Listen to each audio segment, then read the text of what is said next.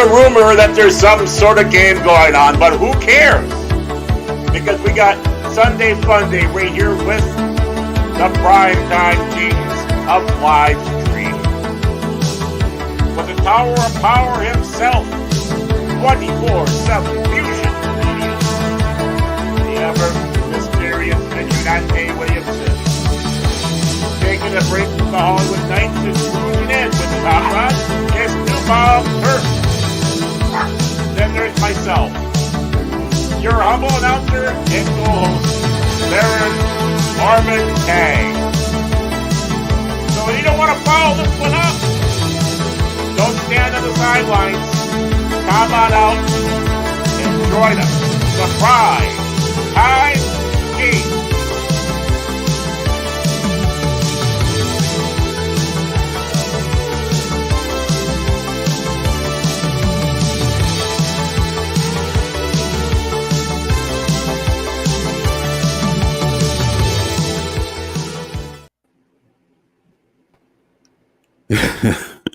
Hey, what's up, everybody? How y'all doing? It's your boy, 24/7 here with Baron Norman Tag, New Bomb Turk, Vigilante Williamson, and we are the Primetime Kings. And hopefully everybody's doing well. Like to say, what's up to the old man? What's going on, brother? Hopefully everything's good with you. James Guy, my brother, man. How's it going, man? What's up, New Bomb? Shit. Wow, double duty there. Yeah, there you go. Low Spec Linux laptop is in the house, along with Cincy and Dildo. Shit, hopefully everybody's doing good. Like to say what's up to everybody out there in the chat. Say what's up to everybody out there that's hopefully come around and check this out, you know, at a later time if they're checking out the Super Bowl. That's a thing going on right now. So the Super Bowl? Okay.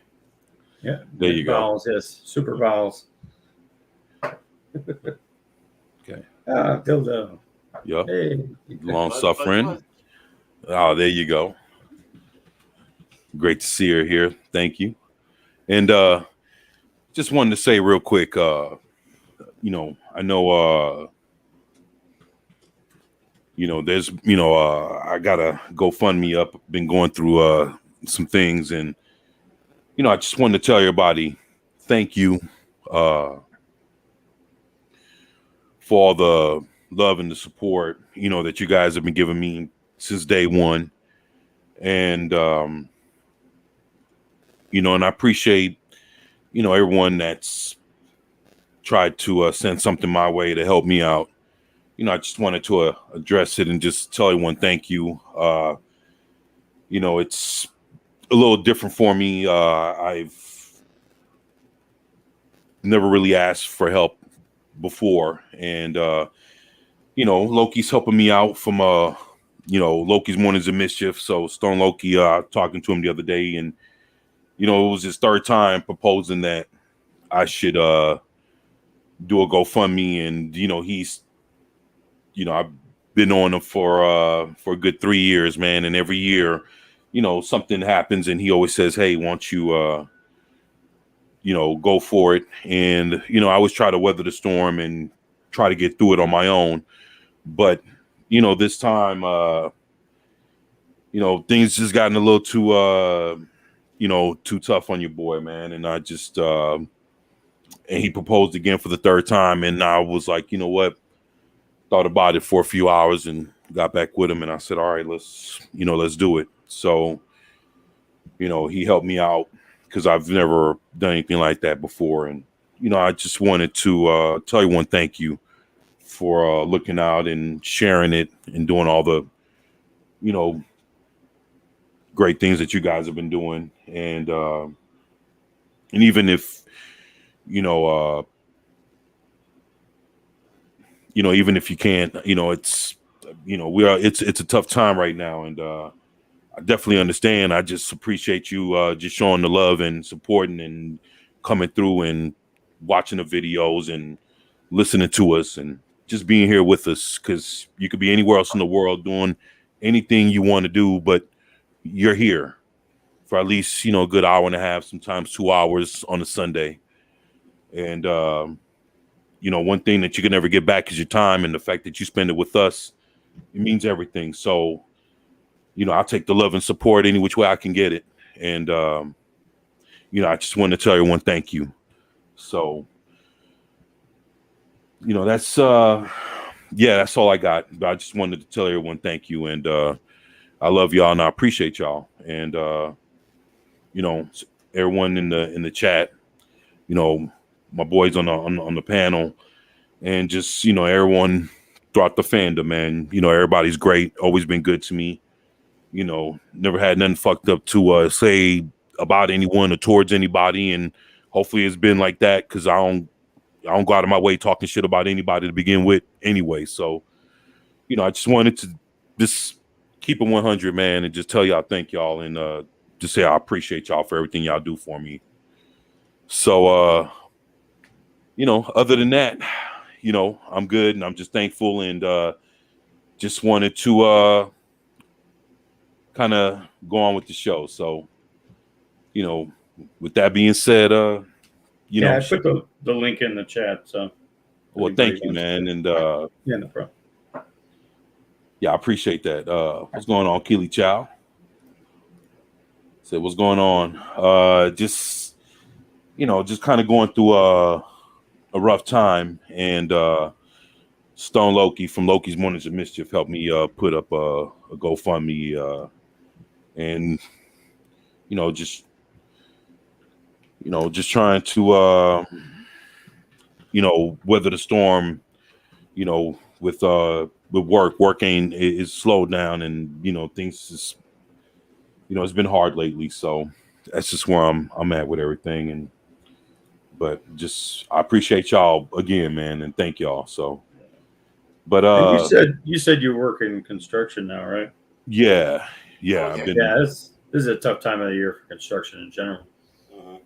Okay, yeah, I've been working it for the last few months, man, and here we are with this, and it's been tough. So I kind of figured that it kind of slows down, especially over the new year, because a lot of people stop, and a lot of people don't really start going until they start getting their tax money to help fund a lot of projects and shit like that. So sometimes it'd be March, April, when things start warming up and people start getting their money, when things start kicking in. But this is my first go around. I really didn't know how the shit goes down, but I've been living over here since August, man, and alone, trying to pick myself up from being sick and being down, and I still got the same issues, but just had to try to do for myself, and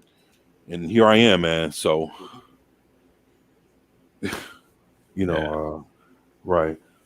So the place you're working for, do they only do residential stuff, or do they do corporate as well? Well, they do both, and but yeah, it's been slow on both ends. So I mean, I did when I was doing it, I was doing corporate stuff, so like big contracts, and it's the same all around. Like basically, they don't start new contracts for those like holiday months. So December, January, February, they're really, really slow. They lay guys off all the time. Yeah. And then they'll bring you back in when they've got stuff to do, basically. Yeah, my daughter's fiance, he's been off work for a few weeks now, but I guess he's going to be going back. He's an electrician, so again, that time of year. So yeah. So but yeah, I just I'm just dealing with it for the first time, and it's really hitting me. So but yeah, I appreciate you letting me know that, and explain that to me. I just I'm just trying to weather the storm, man. But other than that, I'm glad to be here and thankful to be here with everybody, and shit, we can go ahead and get it going, get things started, man. I'm just thankful everybody's here, man. So shit. What you guys want to start with? Well, I mean, I guess the either one of the two articles that you The first two, posted, but they also, I guess, during the Super Bowl activities, the Flash movie trailer released as well. I haven't watched it yet. Yeah. So supposedly a bunch of edits to it, so who knows? Right. So So halftime already kicked off? No, it's not halftime. It's you'll have commercials throughout the whole broadcast. Okay. So it'll be before, during, and after, and in between. Please watch this movie with a screwed up star, please.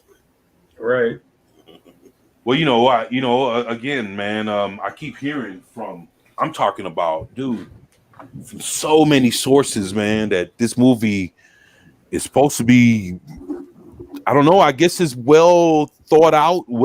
I'm not sure it's well scripted. I heard people are crying, leaving the fucking the test screenings, man. Like, that's weird. So, I mean, do you really think that the script and the way it's filmed and it's so heartfelt at some points, and with the I love you, mom, and all this, like this real like some shit that kind of tugs at the heartstrings.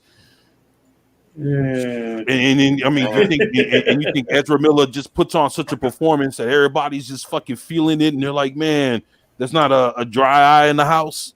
I felt from the pain of watching his performance, but what do I know? Right. Well, the funny thing is, like I said, I think Zack Snyder Justice League made his character likable, man. Mm-hmm. I hated like Josh Whedon's Justice League, the first one we got in the theaters, like when we first seen I couldn't stand the fucking Flash. Yeah. And then everything that made him an ass, they cut that shit out, added some more shit to make him look cool, and actually you ended up liking this motherfucker when you watched Zack Snyder's version. I think Zack Snyder saw what happened in the Justice League one and in Josh Whedon's one, and was like, yo, all that shit that people hated about Barry Allen, let's take all this shit out, man, because they're gonna end up hating it in our movie too. Yeah, I don't blame the character in any way. I blame obviously the director at that point. Yeah. Whedon didn't share the same vision as Snyder. Not that I'm a big Snyder fan. I think he's kind of a shit. But, obviously he knew what he wanted to have people see, and that's not what we got in the first version of that movie. Mm-hmm. That being said, I mean, if you want to dissect it a bit, I love the character. Like, right. The Flash has always been one of my favorites. Yeah, I love the Flash. I own dude, I'm talking about my Flash collection. Dude, I got like from the first run, from Barry Allen's Flash. I got Flash from, let me see, like from issue like the 40s and the 50s on up, but not all the way through, but just like in parts and pieces all the way. And then by the time it got to about issue 150, 200 is when it started getting consistently all the way through. Like I was able to go back in back issues and get those when they were fairly cheap. But man, the Flash, man, those stories were done. They were great, man. When you read them, when you read the original Barry Allen run of the Flash, I love the Flash, dude, and I love Wally West. I got Wally West's whole run. I got all of that. I think because of where I came in, it's kind of like with the Green Lanterns and Hal Jordan. Like, to me, everything that I've gotten media-wise for Green Lanterns, right, focused on Hal Jordan. I knew of Alan Scott, but I was already past that at this, when I got into it. What? So Alan's got, it's okay. That's a completely different scenario. Is not only his outfit is different, but how his powers work, and the fact that there was nothing else but him. There was no core or anything like that. That was very different. But then when they started, like, I didn't mind Stewart, but when they started going beyond Stewart is where I was just like, okay, now it's like you need to just separate them into their complete whole other universe, because you got so many characters crammed into the Lantern series that it starts to get convoluted a bit. But like with Flash, as a kid, you grow up watching Super Friends and stuff like that. Oh yeah. And and that was Barry Allen was always, that's to me, when somebody says Flash, I immediately go, oh, okay, you mean Barry Allen. And a lot of the times that's not necessarily what they're thinking. They're thinking, no, I mean Wally West. Because for a lot of people who are maybe 10 years younger than me, that's all they knew was, Wally West. That was their Flash. Right. Now, I can understand, like, with the reports that you're saying that people were crying. I mean, if they're normies and if that story is portrayed anything like the comic, then I could kind of see it. I mean, I still think they're pussies, but whatever. Like, I get it, because it comes across, you take the superhero stuff out of it, and it's a sad story. It's understandable. Not only is it his story is sad, the fact that he loses his mom, and it's because of the Reverse Flash, taunting him to go back and save her and completely change the timeline. Right. But beyond that, it's also sad from the Batman perspective. Because it's not Bruce Wayne. It's the father. It's the like, if you really dig into that story, it's just crazy to think, okay, so they're held, the origin story that everybody complains about seeing. Take that origin story, and the only one who dies is Bruce. Right. Right? The mother loses her fucking marbles and becomes the Joker in the process, and the father becomes Batman. So it puts this whole weird twist on the family dynamic of, Bruce's parents. Right. And like just tosses it on its head. And we got so little of it in the story that it kind of frustrated me. I was like, I want to know more about that. Like, give me a series, this alternate universe series, where they dig deep into, father versus mother. You know that just came out, right? Did they? Actually, what you just asked for, Jeff Johns, actually, the last issue of that what you just asked for came out maybe 3-4 months ago. Oh. No shit. So they Jeff Johns went into the Jeff Johns went in and did a story on, that's, you talking about Thomas Wayne Batman. Yeah. So Yeah. right. So he did a story where Thomas Wayne wakes up and finds out that his Flashpoint planet is still fucked up. around. And he's like, yo, I thought we were all supposed to be like done, like gone. And come to find out, Martha Wayne, the Joker, she ends up finding out about the real Joker. Ooh. Jesus. Yeah, so but this is Jeff Johns, so this is coming out of his head. Boy, I'll tell you, this story went in deep to where, Thomas Wayne goes on a mission to find out why his Flashpoint existence is still going when it's supposed to have been done and over with.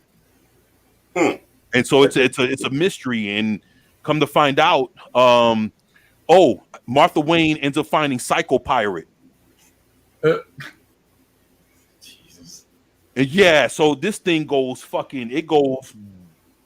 bonkers, and she ends up like doing some Joker type shit to him, ends up grabbing him, and he ends up spilling the beans about how she's a variant of the original. And come to find out, that's when they spill they end up finding out who the Joker really is. They end up giving out his true identity in that comic and during that series. And a lot of people were pissed at that. They were like, yo, like, why did y'all just, so after, 80 plus years of whatever, man, you just dunk on it. Like, yeah, but it was cool to find out, how I got to that point, man. But then when it got there, you're like, oh my goodness. So, and the only complaint I would have is you're doing it now, so many years after Flashpoint, the comic book, and that series ran. Right. And you're starting it from where it was supposed to end and going forward. For me, I wanted to see her descent into madness and then becoming the Joker. And Thomas having to struggle with that,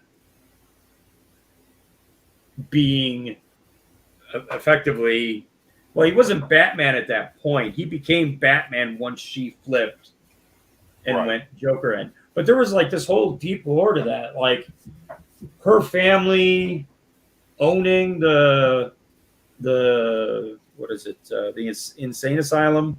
Right, Arkham Asylum, yeah. Arkham Asylum, yeah. Right. Like her family ran that, and she kept getting put in there, and nobody knew why, and it was because she was off, obviously, and they kept trying to like trim her down into a manageable character or entity, and then once they got her to the point where she wasn't like acting out and being all fucking flipped out, she met Thomas and they ended up getting married. So he didn't know. Like, I mean, he vaguely knew of the family and knew that they owned Arkham Asylum. He knew nothing of her childhood. Wow. And I would have rather had seen that than, we ran out of ideas here. Let's rehash this and bring it forward. Because at this point, like, they haven't done anything to mention the alternate Flashpoint universe once Flashpoint ended. So that tells me they ran out of ideas and were like, I got something. We can touch on this that we didn't talk about. Well, Johns, the thing is, man, to be honest, I mean, you could tell that was kind of like his brainchild of but it's like, he hasn't done comic books for them in a minute. DC's fucking hurting. And if they come back and he's like, yo, let me tell this story, they're like, fucking do whatever, man. Like, we need come money. back and just say something. And, but, to be honest, it was interesting to see him take it there with all that, and it's crazy because they, it deals with the whole multiverse, aspect of it. That's how, Martha Wayne Joker get to find out like, yo, I'm a variant or whatever of this guy. There's a real Joker out there, and it's like, just people come to the realization that it's more, shit's beyond them. Like there's more to it than just what they thought they knew. It's kind of like an eye-opening experience, and then you get to see them go deep down into the rabbit hole of that storyline, and how the whole Flashpoint thing came about, and how it turned once everything got corrected again, and then you get to figure out how they ended up still existing outside of everything after the fact. It's like shit. Wow. Right. Jeff? Yeah, I mean it's definitely interesting. I mean, you could. Matter of fact, it's called. If I'm not mistaken, look it up. It's called Flashpoint Batman. I think if I'm not mistaken. Okay. I just wish it would have been done more towards when Flashpoint happened. It would have made more sense. Right. But otherwise, like, getting back to the whole movie thing, if it truly touches on Flashpoint, right, you know, like I don't know. I'm assuming both of you have seen the animated movie. Of course, No. I have. I own I it. have no. Okay. I need to see I mean, it's completely off the fucking rails. Like it's so out there. It's like, oh my god, Wonder Woman is a complete c word. She's going around behind Mara's back, cheating with Aquaman, Aquaman. Yeah, I saw that. and then she goes and kills Mara, chops her fucking head off. I mean, but they went straight up. Like it was a straight up. You know, she kicked Mira's ass and killed her. Yeah. You know, it wasn't like she jumped her or some shit. It was like, yo, I came to fight you. All right, well, fuck it, let's go. But Mira got dusted. Yeah, she did. She got her ass. I mean, when I saw that, I was like, oh shit, straight up. All right, let's. And then, but I did admire, Mira for the fight though. I was like, yo, and I'm gonna be real, man. Okay. Like no shit. Like I've always thought, man, that I don't, regardless of how popular or unpopular this opinion is, I'm just being honest as fuck, man. Always thought that Amber Heard was a good fucking mirror, man. Like no shit, like yeah, horrible. I'm talking about like look the par, act the part. Like she wasn't like she wasn't like just some like. Nobody complained about her after the fucking movie, man.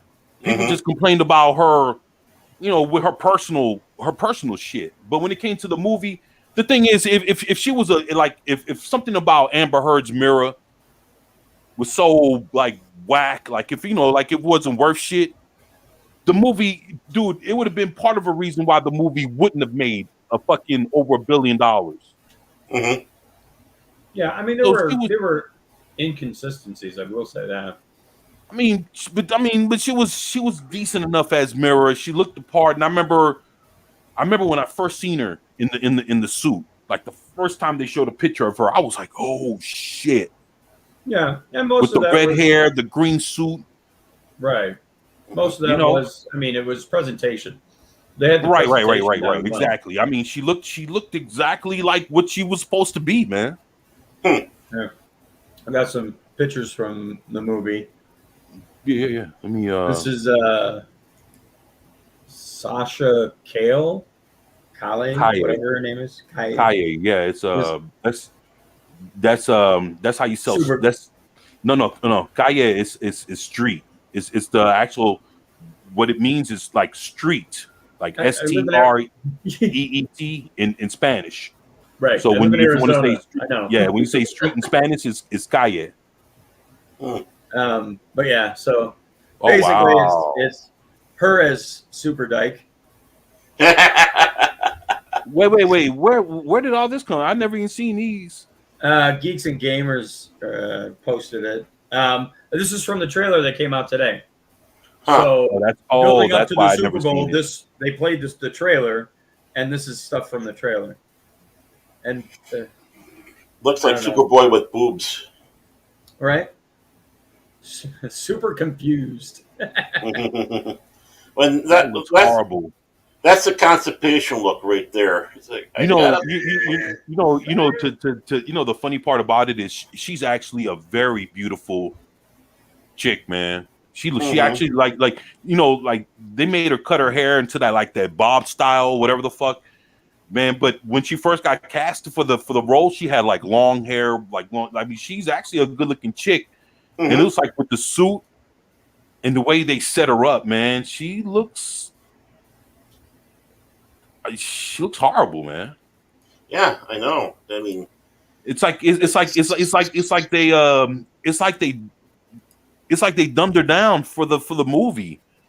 She's actually a pretty. I mean, obviously they wanted a particular presentation. Again, it's right. It's all about what you see. I don't know.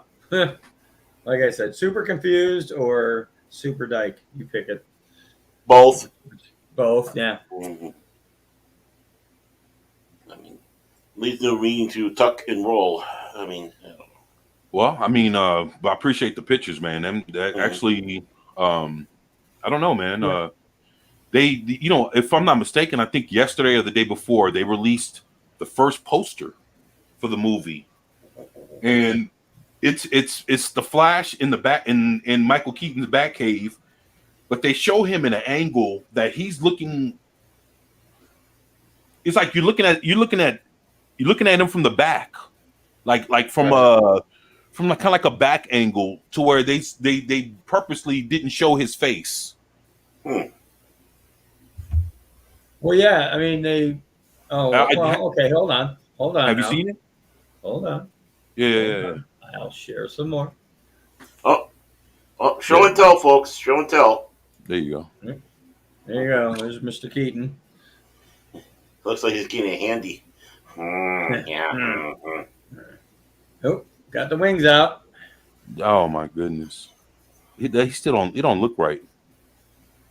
Well, because 90% of that is fucking padding. You know this. Mm-hmm.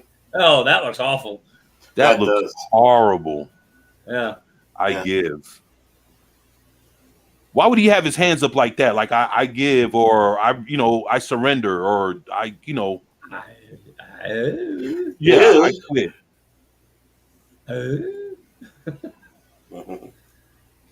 I mean, that was not horrible. No, that was that. You could tell he's obviously old. And props to Michael Keaton. I don't know what kind of shape he decided to try and get in for this, but I mean, 90% of that is padding. The dude isn't that big. No, never was that big. Yeah, actually, he wasn't even that big in his own Batman movies. No, there was a lot of padding in that as well. Yeah. No, I mean, but to the way his fucking chest is sticking out like that, nah. Like it looks like they put a little too much upstairs. You know what I'm saying? Like they, yeah. I mean, like I say, if you look at Batman and Batman Returns, man, his fucking chest wasn't out there like that. So, where the fuck does all that extra padding come from, man? Your guess is as good as mine. I know. Look at shit. Just like Sock says, wow, 70-year-old man is buffed. LOL. There you go, Socks. What's up, Socks? My man. Yeah, man. I agree, man. Look at that shit.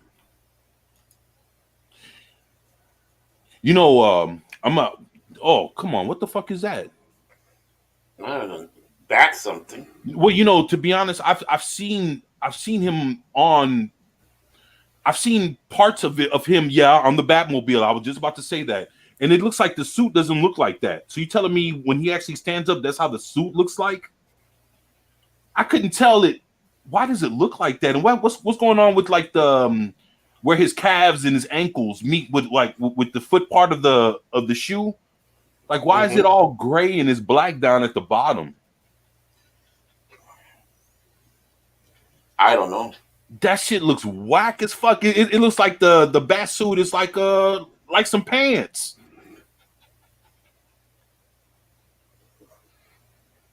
Get the fuck out of here, man. Like down there, yeah. Like what the fuck? The Bat package. Oh my goodness.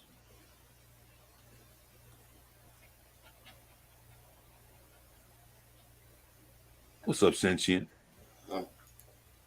Yo, man. What's going on? Yeah, man. It was getting on you, Sentient. Thought it was funny as shit. Yeah, man. I tell you, man. What's up, Pacific? What's going on, brother? Hey, Mike.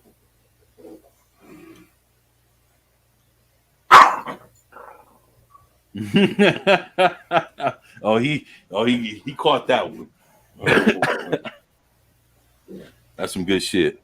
Yeah, man. Actually, I thought that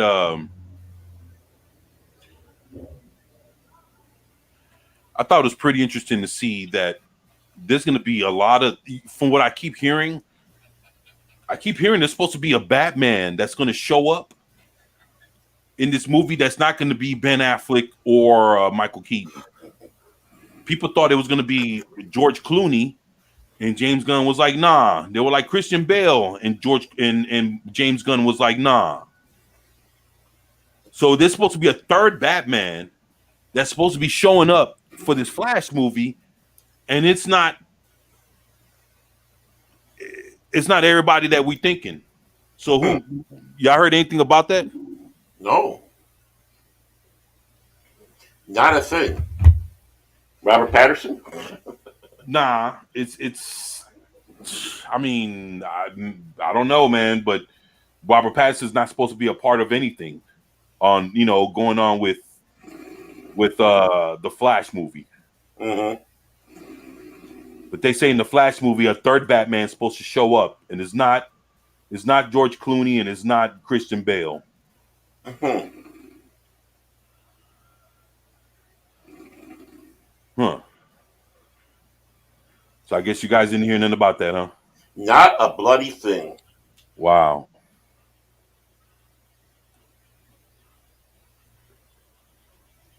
Not a thing at all. Yeah, so shit, I mean, other than that, I'm just Sorry, I'm over here yelling at myself and muted at the same time. nah, it's cool. I had heard about it, but I haven't heard anything beyond what's already been said. Right. Right. It's just I hear there's a third Batman, and what it is everybody on the internet is trying to figure out who that third one is. And it'll be Ben's replacement, and the one that you're going to end up with in Brave and Bold. You think? You know what? That's actually a pretty good assessment. To be honest, because the thing is, because look, to be honest, I think at the end of this soft reboot or whatever the fuck's going to happen at the end of this, because it's going to reset some shit, and once it resets, who's going to be left? Well, No, I mean, I'm just saying, like, yeah, just saying going forward, who's going to be left if Michael Keaton's not going to be there, and because they keep saying his appearance is a one and done. Ben Affleck, he did what he did for this movie, but he's finished. yeah. So at the end, the thing is, you can't start with a Batman and end up with nobody. Right. Yeah, Because there'll be that somebody. Yeah. Right. Because that means that at the end of all this, you start off having a Batman, you run into another one, which makes it two. At the end of it all, there has to be some kind of Batman, unless he dies in the fucking movie. That's the only way that there's not going to be a Batman by the time the movie finishes. Somebody has to be around to fill that role. Well, is that probably the reason why they're doing this last minute filming again? Because they want Gunn wants to try to throw something in there. Well, from what I'm hearing is, they just switched up the whole ending, took out a lot of cameos, did a bunch of stuff, and so basically, I think they did it just to better service what the DCU is going to end up being by the time the movie finishes. Mm-hmm. Yeah, I mean, it makes the most sense. Right, exactly. I think the narrative that people were running with was it was going to be a previous Batman. I had seen that posted a couple times, and I don't buy that, especially with the way he responded. You've only got a handful of people that fit that bill. Right. As far as like past Batman that could come back, you've got two of them in this movie. Right. Yeah. So the only ones left are Clooney, and Bale. Right. and Bale, because Val Kilmer he couldn't do it. Right. He's In his current he's too health sick for that. situation, he can't do it. He's too sick. I mean, shit, he couldn't even do Willow. So yeah, of course. Right. And then they CGI'd him for Top Gun 2. Yeah, he was. Well, he didn't do. I mean, much of that movie anyway, but, some things. Yeah, I heard they put in a little something for him in there a little bit. Yeah, I don't. And Sox is saying, I hope it's not Robert Pattinson. He was distinctly specific about Pattinson being Elseworlds. Right. So you will not see Pattinson in this movie. You know, the only thing I could Trailer think doesn't of, show him. I mean, because if I'm not mistaken, I'm not sure what's going to happen, but I know that as he runs through I don't know how he gets to point A to point B. I don't know what that's going to look like. Is it going to look like some shit out the comic books, to where we're going to see him do like like basically when Star Wars hits light speed and you see everything kind of, then all of a sudden, or it's like Star Trek, like everything kind of like slows down and comes into like this kaleidoscope type shits. And is he gonna fucking run through the multiverse, and what's gonna happen, when he goes through there? And I mean, Didn't they already kind of do that? I mean, when Snyder's version came out, and the scene where he's, too late or whatever, and he's like, I gotta run faster. Mm-hmm. And he goes into the Speed Force, and you start to see kind of like almost like the TV tricks where you see faded images of previous scenes and stuff like that. Right. So I don't know if he would stick with that. Obviously, that was Snyder's idea. Mm-hmm. I would assume like if you're gonna do it, just stick to what it is. It's funny you say that. Sox comes up with a good point. I wonder if Flash will use the cosmic treadmill. You know what, man? Oh my! I forgot about that. You know what? The cosmic treadmill has been the only way he has look. This is the thing. If he's going back in time, then I don't know. It depends on how advanced of a Flash we're talking about. I'll give an example. Let's say if it was Barry Allen, he just built the cosmic treadmill. The first thing he does, he meets, if I'm not mistaken, he meets Jay Garrick, the Flash. Mm-hmm. Right. Then and then it's like, but it took him when it came to multiversal stuff, it took for him to use the cosmic treadmill. Right. No, and I mean he had to. He even used it in Crisis on Infinite Earths, because he helped. Yeah, he used it to help transport groups of heroes, if to different planets to help fight off the shadow beings that were fucking destroying everything. Mm-hmm. Now, that's one thing, but the thing is, when the Flash had to go back in time. Now, this is what I can't remember. I should be ashamed of myself because I have Flashpoint. Did he jump on the cosmic treadmill to do that? I don't recall that he did. No, he didn't. So the thing is, probably, and I'm just, me putting my Flash hat on with the wings and shit. When it comes to Flash dealing with shit just on Earth, and he has to like go back in time, he'll just fucking run fast, go into the Speed Force, deal with, do it however which way he has to do it, and go back that way. But if he had to fucking go multiverse, planet to planet, go to Earth 2, Earth X, Earth whatever, then he has to jump on the treadmill and move around like that. But the thing is, from what I'm understanding, this is supposed to be a part of both things. Not only is he going back in time, he's also supposed to be going through multiverses at the same time, because we're still supposed to be seeing Christopher Reeve Superman, Linda Carter's Wonder Woman. We're supposed to be seeing Burt Ward and Adam West as he's traveling through the multiverse. We're looking at all different kind of iterations of all these heroes in DC history. Like, it's TV, movie, cinema, the whole shit, Hollywood. Right. So, but at the same time, you know, how is he doing that if he's supposed to have went back in time to just prevent his mom from being murdered or killed? No idea. So basically, it's like he's going back in time, but he goes through multiversal shit in order to do it. Well, no, but I mean the reason it happened in Flashpoint was he went back. See, they do timelines different than Marvel does.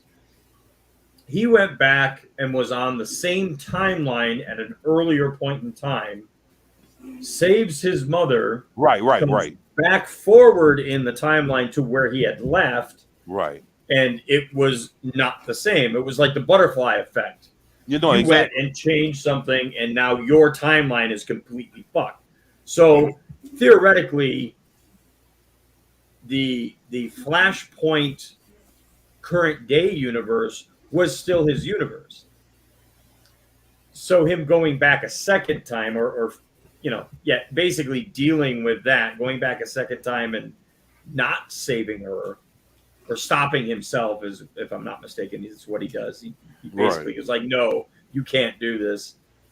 That reset sort of his timeline, because even then he came back and Flashpoint universe current day wasn't the same. It was sort of back to the way it was, but that was the branching off of it was New 52, wasn't it?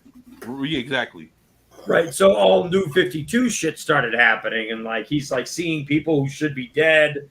No. The new 52 is what happened after he resetted everything finally at the very end. That's what I'm saying. So he came back after stopping himself from saving his mom, came back and then allowed her to everything was right, and then he allowed her to die again. Right. In order just to set things right, he was like, "Fuck, I gotta let her die if I'm gonna salvage, what I fucked up to begin with." Right. Mm-hmm. Right. And then when he ends up doing that, it ends up being something completely different altogether. Right. Yeah, that's what I was saying. It was like he came back and it was sort of the same, but not. And he was seeing people that he shouldn't have seen, because some of the characters they brought back based on the Flashpoint. Right. Not his rogues gallery or anything like that, but it was just general characters within the DC universe that were like suddenly they were there and they had died prior to Flashpoint in the normal universe, and suddenly they're back and he's like, what the fuck? And he was completely, I mean, it was their way of hitting reboot, but they didn't completely hit reboot. They only reboot part of it. Right. A good portion they tweaked but didn't change. Right. And then that's why they eventually ended up having to do fucking Rebirth. Exactly right. Yeah, and to try to set everything back even more to its original state before the New 52. Along with some added twists and turns. Right. But then it was after the years of dealing with the New 52, when Rebirth hit, man, people were like, "Yo, I'd rather deal with this shit." And I mean, some people weren't happy with Rebirth, but it was the lesser two evils, man. Well, yeah. Well, I mean, there were a lot of things that you could pick out of each of those that were good, or at least for some people were good. Not everybody agrees on everything, but I liked Blackest Night, Brightest Day, and I know a lot of people were like, "Fuck that goddamn thing!" There were too many issues, too many tie-ins. Oh, but that was one hell of a, that was one of the good story. Man, there was a lot of tie-in issues. If I'm not mistaken, I think just everything all together, I think it ran past like 50 or 60 issues Yeah. to have And to have the whole full story going through everything, the one shots, the Larfleeze tie-ins. series, all the different just all that shit, man. It Yeah, was just because like almost every hero group within DC had a tie-in. you exactly. So you- yeah. Right. Right. So you had like oh shit, what the hell the not Young Justice, what did they call them? The one where Cyborg and Oh, the Teen Titans. Teen Titans. Yeah. You know, Titans had a tie-in, Wonder Woman had a tie-in, Aquaman had a tie-in where Yep. his son dies. Like all this shit was just fucking off the wall. Mm-hmm. Yeah, actually, I'll tell you what, from the New 52, Aquaman had a good run of books. Aquaman did. Justice League had some good stuff going on. Batman had some good stuff. Mm-hmm. Batman's been their one saving grace. Oh Really. man, but now it's like Batman's actually, from what I've seen for the last few months, Batman would be in the top 50 of sales. The last couple of months, Batman's about to get pushed out of the top 50, man. No, I was gonna say, like, is he supposedly dead again? Because I know they keep going to that well where he's like, oh, Batman's missing. We need to, you know. Right. Well, it's getting to the point where he's getting pushed out of the top 50. So the shit's getting pretty bad. You know, it's getting pretty bad for Batman and DC Comics. And if I'm not mistaken, I think they're getting ready to pull the plug on Tim Drake, Robin, and also on Jonathan Kent's Superman. Like what? Completely? I thought he did. Well, the thing is, it's still Jonathan Kent's Superman.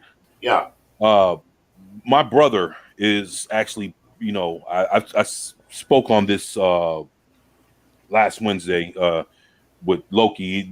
My brother's collecting Jonathan Kent's Superman, and basically what's going on is they have this Lazarus Pit storyline that's going through DC right now.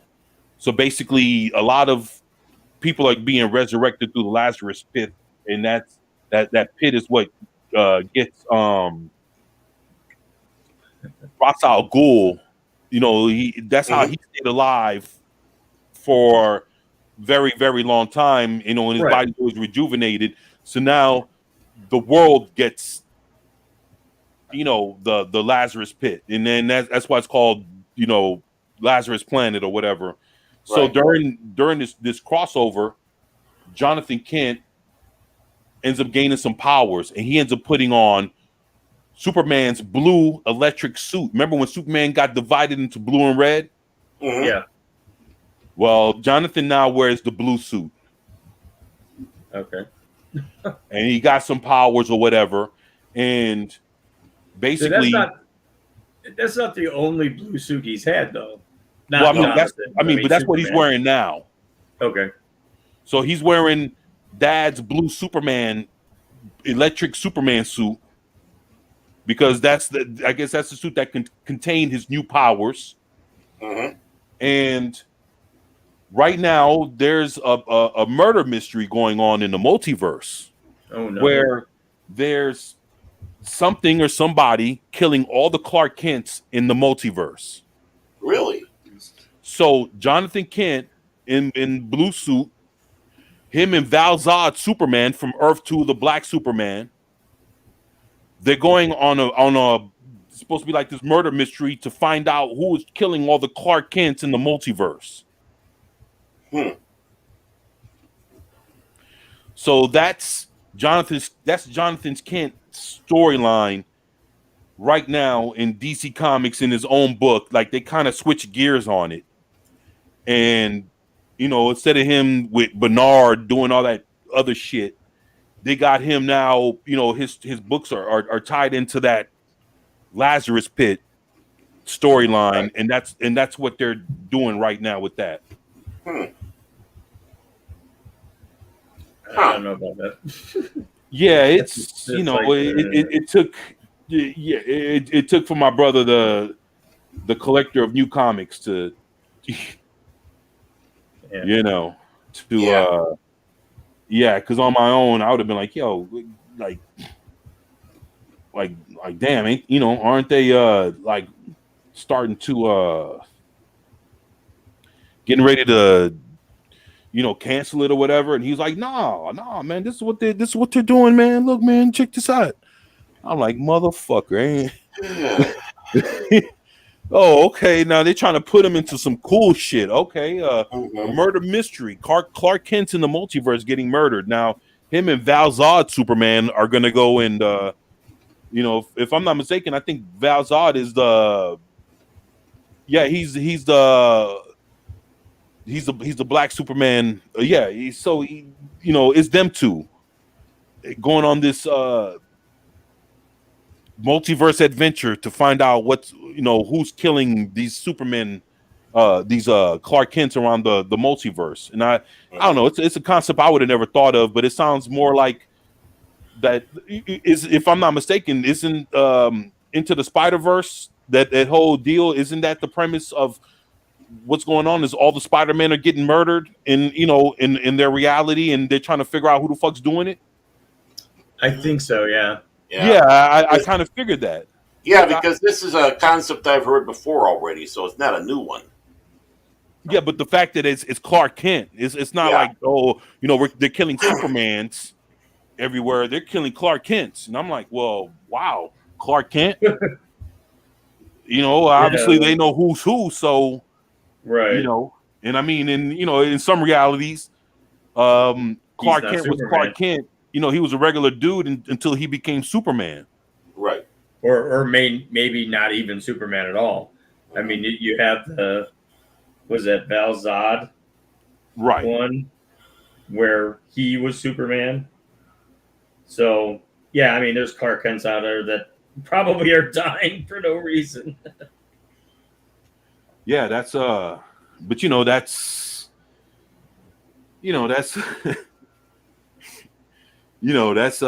that's basically what what they're putting out there, man. So that's I thought that was interesting. I was like, oh, but see, that's the thing. I had to tell my brother, I was like, well, the last thing I checked on Jonathan Kent with, he was trying to be all fucking eco-friendly. So how the fuck does he go from that to a fucking murder mystery that takes place in the multiverse? I can tell you exactly how that happens. I mean, I new issue number 1. It's a new issue number 1. Right? Yeah, I just, I don't know, man. I just was like, well, what the fuck, man? I was like, but it's like, just to hear the premise of it, I was like, well, that sounds interesting. But yeah, man, I don't want to fucking spend $5 to figure that out though every issue. You know what I'm saying? Like, right. Yeah, because they're gonna drag the shit out forever. Right. Because because from what I'm hearing, this Lazarus Pit thing's supposed to be a year long. Mm-hmm. Yeah. So just think about a year long and everything else in between. So you got those 12 issues plus everybody else's tie-ins, and then what about the one shots? And come on, man.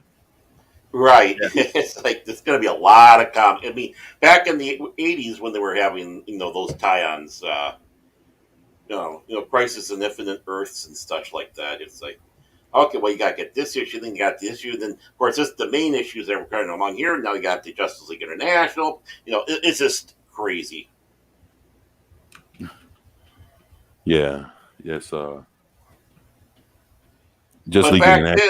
back then, I would say the comics, even dealing with the inflation, were cheaper. I mean, $5 a shot for a comic nowadays is just way too much. Well, I mean, back when they came out with Crisis on Infinite Earths, comic books was 75 cents. Yeah. Yeah. So you talk about 75 cents, and you're talking about fucking $5, $6, and then look, you talking about $5 just an ongoing issue. What happens if it's actually one of those Lazarus Pit comics, is that $6? Just because it's the actual limited series, you know, they hike shit up $1 or $2. Yeah. If it's the actual, you know, big wig comic book that's coming out for that year, you know, for the comic book company. So Yeah. you know, what'll be a normal $5 comic, you know, the Lazarus Pit, since that's the new, you know, badass thing in DC Comics, would that be $6, $7? Probably. I mean, because I remember back in the day, you know, when you're having the same $5 comics for like the big two, I always thought $1 for like the Judge Dredd comics, the American ones, that was whoa, that's 25 cents more. That's kind of pricey, you know. Well, yeah. I mean, everything's changed. So, You know, I know. yeah. Bread, milk, Yeah. eggs, Breathing. Yeah. breathing. Yeah. But yeah, I mean, and I always said that the whole crisis events that they kept hitting, hmm that was the well they kept going to. Right. And I mean, if you look at how many crisis events there were, you know, you're talking like the original one in the mid '80s, Crisis on Infinite Earths. Right. Technically, Flashpoint, though it's not really a crisis event.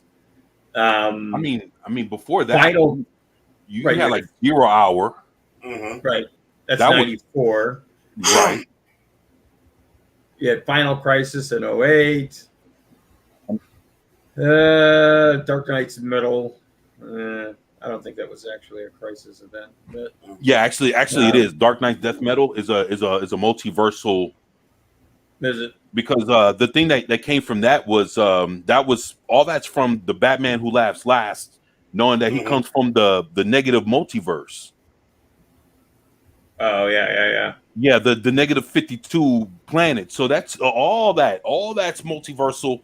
You know, the thing is, let's say like 1984, 85, when Crisis came out, hmm almost every year or so after that, there's always been something. So you had like Yeah, right. that. Then you had like War of the Gods. Then you had Armageddon 2001. Mhm. Then, you know, it's like I own all that shit. So there was that. Then there was, the crossovers would go. Some of them were big enough to have their own stories, you know, their own comic books, and some of them ended up being stories that went through, let's say, annuals throughout the summer, like summer annuals. So they had like you remember Bloodline? Yeah. For real, do you remember Vaguely, the Blood? Yeah. So it was little shit like that. They had a lot of stuff that, you know, some of it went over well, and some of it, like Bloodline, it failed. People didn't like that. People didn't like Bloodline. Yep. Then they had then they also had, like, you know, oh my goodness, they had that. They also had I say that Armageddon 2001 was a big one, because they had it was both annual crossovers, and then it also had its own comic book. hmm Right. You know, and I don't know if y'all remember that. That's when the JSA finally came back after being like in hiatus in real life for like 15, 20 years. hmm So that's when the Justice Society finally came back into comic book continuity, man. After being gone from like the 80s, man, they finally came back, and like, you know, like right around like the year 2000, man. And that was some cool shit, man. Dude, I love the JSA, man. Yeah, man. So they had a lot of, you know, again, Infinite Crisis. They had like the Crisis in Time. Yeah. They, you know, what else they had? They had so many. Oh, Infinite Crisis was oh my goodness, Infinite Crisis. Oh yeah, Infinite. You know. Boy, no, Infinite Crisis was when Superboy Prime finally came back from Crisis on Infinite Earths, man. Yeah. You remember him in Earth 2 Superman? Mm-hmm. Dude, that story was so big, man. And then, you know, it was crazy how you know, Superboy Prime, he ended up being stronger than everybody. And then and I remember like another one was have you ever seen the Blackest Night? No. Yeah. No, I haven't. The one that had to do with the Legion of Superheroes. If I'm not, I'm not sure if I'm saying it correctly. That was when the Sun Eater, one of the villains from the Legion of Superheroes, came into present day, and he started eating the sun, and the Earth started going cold,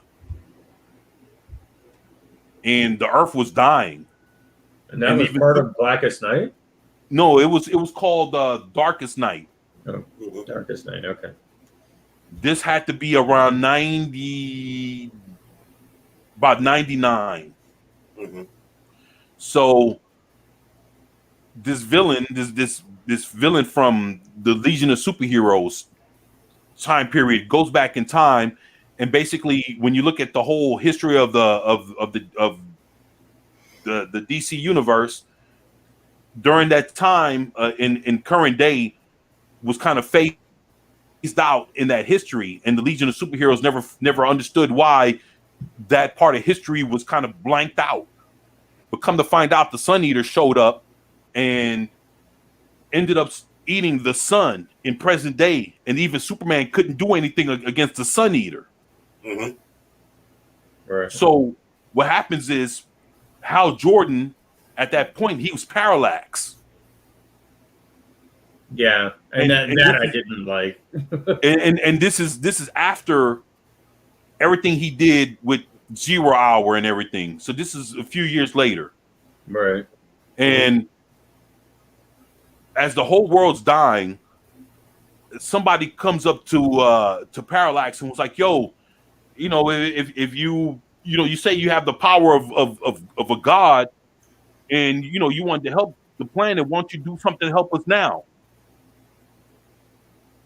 And he was like, "Yeah, the only thing I ever wanted to do was to save everybody, and all the heroes fought me for that shit during Zero Hour."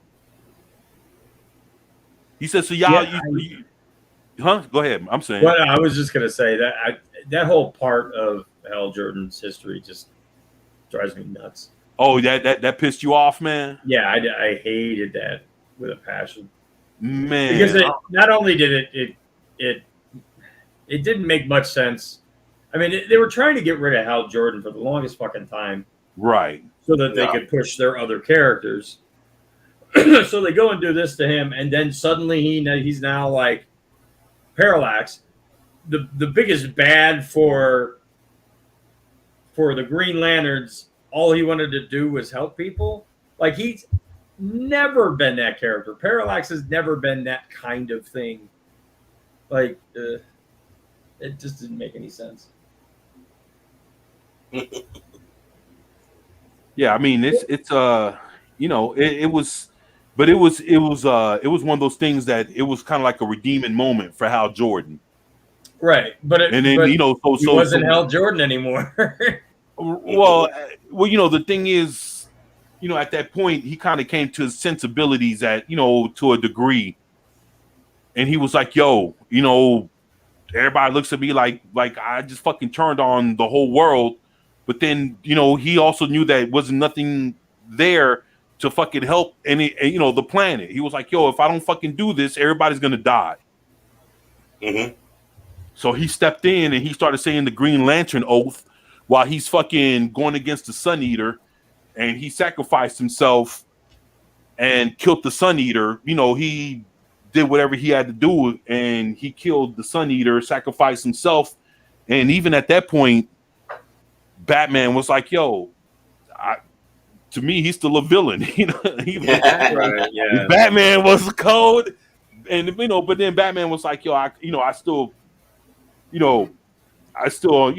thankful that he fucking did what he couldn't be Batman couldn't be a straight up all the way asshole by of course he knew Hal Jordan did a bunch of fuck shit during Zero Hour, but he couldn't be the asshole and say, well, he got what he deserved because he didn't have to do shit. He could have still been alive while the whole planet still died. Yeah. He could have lived in space and not give a fuck and just be like, all right, well, y'all do you. Right. See ya. But he didn't do that. He stepped in, but he sacrificed himself to save the planet. Like, come on, man. Even at the end, he was like, shit, all I want to do was to save everybody anyway. Mm-hmm. Yeah. He's like, man, y'all fought me and a bunch of y'all died in the midst of that shit. He was like, man, I didn't want to fight y'all. I just wanted to save everybody. So he, I felt where he was coming from. He just went about it the wrong way, man. In my book, man.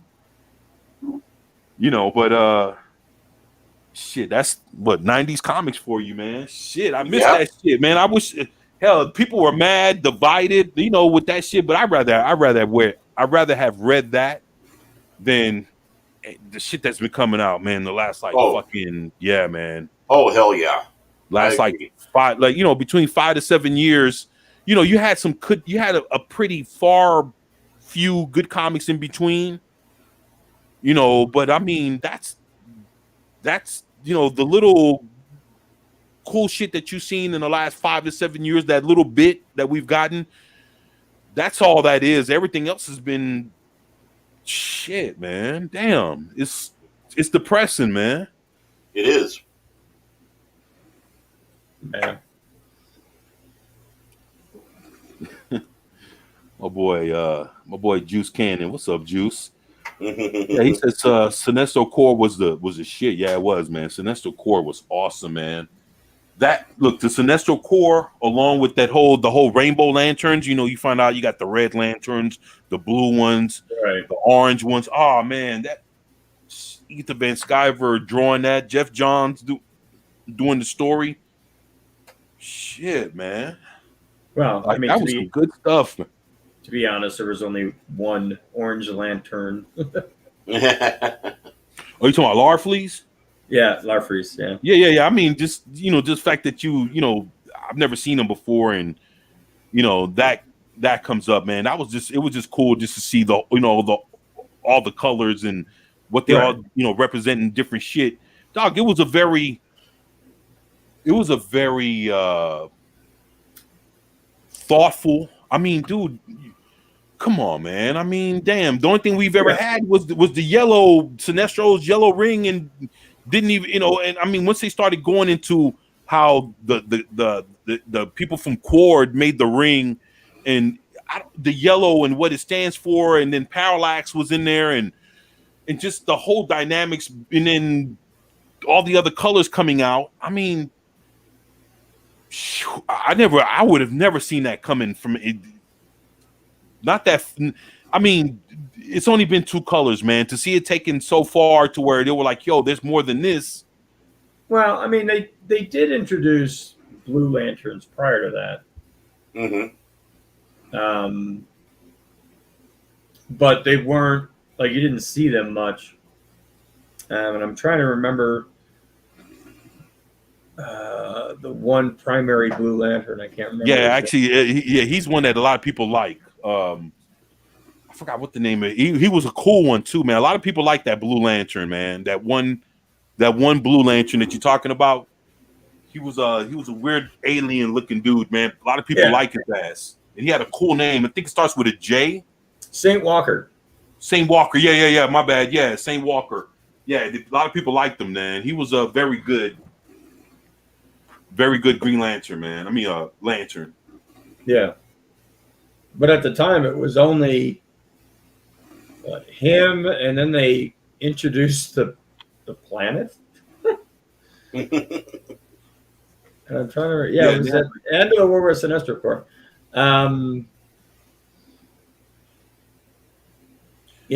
Ganthet and Sayed started the Blue Lantern Corps after that. Trying to remember who the hell the planet was. If it was one of those two. I don't know. Yeah, Odym. ODYM. Yeah, they had a man. Yeah, they had a man. The thing is, they dove deep into the mythos of of where all the power sources came from, how everything was created, just how everything came about. It was really thought out very well, man. And I mean, shit, Ethan Van Sciver still makes money from that shit now, and like, oh yeah, whenever they're putting out like the trade paperbacks and everything else, I mean, he's killing it, man. Yeah. Well, yeah, and that's kind of why I said, they should have taken the whole Lanterns mythos and just set it to the side and said, okay, you guys do your own thing over here. We'll do crossover events when we need you. Mm-hmm. But instead, they tried to keep it all tight within the general DC universe. And that's where you started getting really off the mark.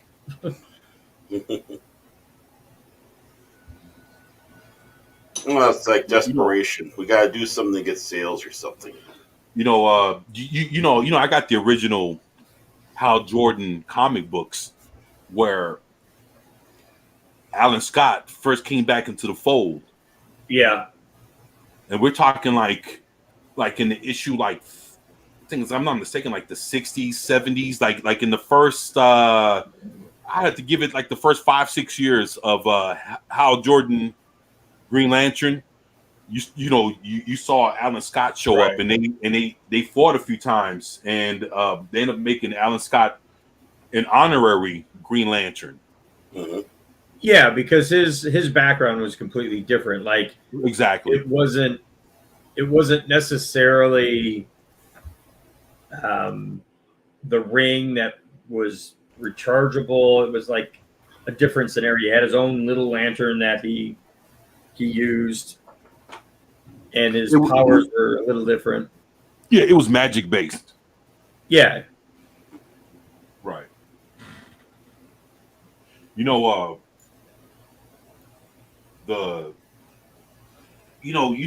how long Alan Scott Green Lantern's been around? Well, yeah, I mean, he's 50 something, 1950 something. Before that, I wouldn't say after that. Well, you had what year was Superman? 39. He was 8. Well, his 38. first appearance is All American Comics, number 16, July of 1940. Mm-hmm. Oh, 40. Okay. Yeah, and the creators is Martin Nordell and Bill Finger. Mm-hmm. So Martin Nordell, he created Alan Scott Green Lantern, and then Bill Finger added to it the same way he did with Bob Kane and Batman. Bob Kane created Batman, but Bill Finger was the one that really put the defining touches to him on it. Yeah. Yeah, exactly. And so the thing is, but Martin Nordell never he didn't fuck over Bill Finger the way Bob Kane did. Right. That's why you don't hear nothing about Martin Nordell or Bill Finger. You hear it about Bill Finger and Bob Kane. Right. So, like me, like I have about 4 Martin Nordell autographed Green Lantern comics. Ooh. So the thing is, like, when so he put out Green Lantern, All American Comics, July of 1940. So he was doing like he died in the 90s. Mm-hmm. And I got, like I said, I have like 4 comic books autographed. I have matter of fact, I have a 0 Hour comic book where it's an all white comic. I think it might be issue it's one of the. I'm not sure if it was 0 or 1 or whatever, but it's an all white issue, and all you see is like all the heroes, like kind of like you see Batman, Superman, Wonder Woman, and they're all kind of fading away, but but they have like a green highlight to them. Mm-hmm. Yeah. And Martin Ordell, he drew the Alan Scott lantern in the middle of all that. So he drew on top of the comic, like he drew the Alan Scott Green Lantern dead center of that, where it's supposed to be blank. He just drew on there. And then he autographed it. So I was like, yo, shit. He fucking, yeah. Oh, man. The creator of Green Lantern, dude. That's, right. Man. That's some good stuff right there, man. Yeah, I mean, I always like when they did that with the older characters, where they meet their modern counterpart. Like the JLA, JSA crossovers, man. Mm-hmm. Right, that and was it The Fastest Man on Earth with Jay Garrick and there you go. Mm-hmm. And I love Jay Garrick, man. I tell you, dude, he's man. The thing is, the thing with these JSA characters, man, is they have a nobility about them that's different than even like your current day, like Batman, Superman. Mm-hmm. It's like their sense of honor and respect goes beyond, current day. Even like I say, even like Justice League of America, the Justice Society of America's honor of shit goes beyond theirs, man. Mm-hmm. And it's a clear like night and day. I don't know, man. To me, the JSA is a completely different breed of heroes, man. That look, if you've read DC Comics like I've had, and you've read them since Christ on Infinite Earth. So I'm talking about you've really like loyal to, like was real loyal, and you read through like Armageddon, and you read through like 0 Hour, and you read through everything else, and you saw like when it came to the big multiversal events, and if the Just Society was ever around in any of them, they would throw themselves first before the Justice League into the fight. Mm-hmm. And they would be like, yo, we've been around for decades, and if and we've lived longer than we were supposed to. If anything happens, we'd rather be the ones, taking the hit first, because they didn't want none of the younger heroes to sacrifice themselves when they're supposed to be the future. Mm-hmm. right. And they had that sense of nobility, man, since the beginning. And that's why, dude, if you read like the JSA that like Jeff Johns have written back like the 90s, the early 2000s, when Jeff Johns created like Stargirl and everything else, I own all those comics, man. Like right now, like the first appearance of Stargirl, that shit's worth worth a couple $100, and I got a few of those issues. Right. And I mean, shit. I mean, like her whole first run, Stars and Stripes. I own all that shit, man. So you got that. Your first appearance of Cyclone. And you have like the return of Hawkman when Black Adam came in, became a part of the Just Society of America. The first team Black Adam ever joined was the JSA. Mm-hmm. And then it was crazy because him and Captain Marvel was a part of the Justice Society of America at the same time. So they were at one point they were stronger than the Justice League. Right. Somebody who I follow just tweeted out, saw the Flash commercial. I still love Keaton as my non-Adam West Batman. And he put, and Nicholson will always be my Joker. I can't. I just can't. What you mean? I'm sorry. Well, he had said that, his preferred Joker is Nicholson. Right. And to me in that movie, especially seeing Nicholson as I grew up Right. being being in a bunch of different movies and playing a bunch of different roles. Right. Like, to me, Nicholson was just Nicholson in makeup. Like, he wasn't Joker. He was just Jack Nicholson on a bender with makeup. Right. It was like basically watching The Rock in a role. Right. And you're like, yo, all he's doing is playing The Rock. He's just being himself. Mhm. You know, I could understand that because you know, if you watch him in The Shining, you watch him in One Who Flew Over the Cuckoo's Nest, you watch him in a bunch of Wolf, you know, you with him and Michelle Pfeiffer, you see him in a bunch of shit. Yeah. And then you watch him as the Joker. Yeah, it was just him being him. Right. Like he was having too much fun with that shit. Right. But then back then it was like we could see it more for what that is now. But back then, shit, we just thought it was a cool, cool different take. Yeah, it was like, yo, this is a cool different take on the Joker. Fuck it, you know, I'm down with it. Right. But that's all we've ever gotten was, wow, that's a cool take on the Joker. Exactly. We've never actually gotten the Joker as a comic accurate Joker. Not yet. You right about that. If anything, we've probably gotten it more in the cartoon, like, you know, animated. Right. Yeah, there, yeah, exactly. And then and actually the Heath Ledger man is that would have to be to a degree, maybe, but then it was like, just imagine if he would have acted the way he acted in, like, all right, just how about this? No, I'm just all right. Now,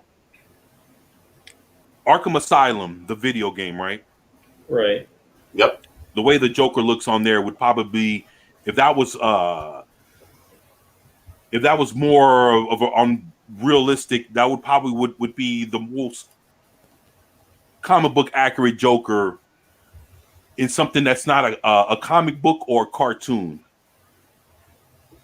Right, and if I'm not mistaken, who did the voice in Asylum? That was Mark Hamill. That was Mark Hamill. Okay, because yes, one of the games was it was him in Batman. His Batman from the show. Actually, they did most of the video games.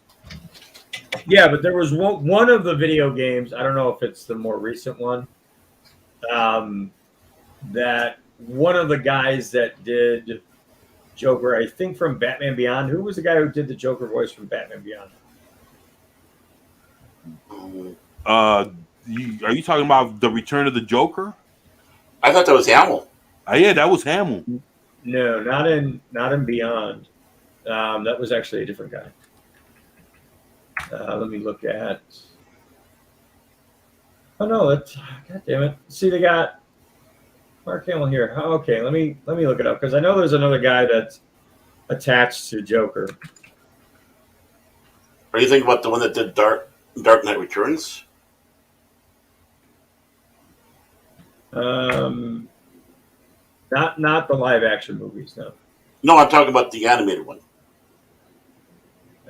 Troy Baker. That's the one that I always hear most about after Mark Hamill. But then also the guy who did Bender, John DiMaggio, also did a version of. Right. Yeah, actually, yeah, because it was in between. Yeah, one of the animated movies. Right, exactly. Yeah, that's when you had different people playing. Because you're right. In the animated movies, you have different people playing more than different.